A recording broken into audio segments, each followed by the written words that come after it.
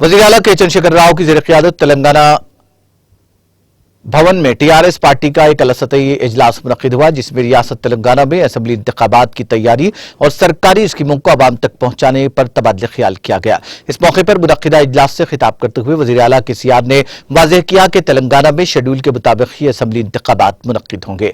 उन्होंने कहा कि क़ब्ल अज़ वक्त इंतखाबात के इनेकाद का सवाल ही पैदा नहीं होता। उन्होंने पार्टी के तमाम कायदीन और कारकुनों पर जोर दिया कि वो इंतखाबात की तैयारी करें। केसीआर ने वाज़ेह किया कि आइंदा असेंबली इंतखाबात में अरकान असेंबली को तब्दील करने का सवाल ही पैदा नहीं होता।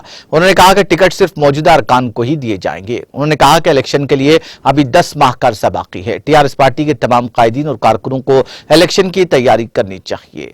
उन्होंने तमाम अरकान असेंबली को आवाम से बाकायदगी से बात करने और उन्हें दरपेश मसाइल से वाकफियत हासिल करके हुकूमत के इल्म में लाने का मशवरा दिया।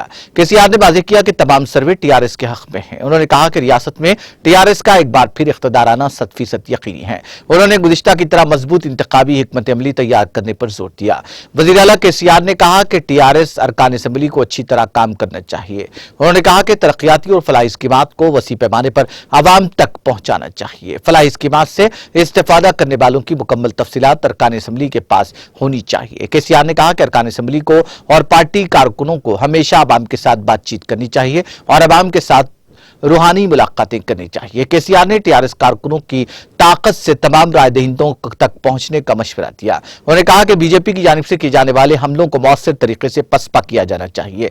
केसीआर ने कहा कि उन्हें बीजेपी से लड़ना ही है जो हुकूमतें गिराने की कोशिशें कर रही है। उन्होंने कहा कि बीजेपी ने तेलंगाना में भी हुकूमत गिराने की कोशिश की थी, लेकिन वो नाकाम हो गई। उन्होंने कहा कि बीजेपी की तमाम साजिशों को नाकाम बनाने की जरूरत है। उन्होंने अरकान असेंबली खरीदी मामले में कहा कि कानून इस मामले में अपना काम कर रहा है।